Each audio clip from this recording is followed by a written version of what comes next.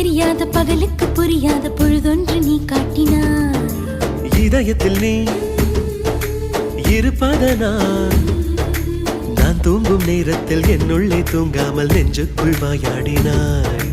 கண்ணாடி நீ கடிகாரம் நான் உன்னுள்ளே ஓடோடி வாழ்வே. காதல் எனும் கடுதாசி நீ என்றென்றும் அன்புடன் நான்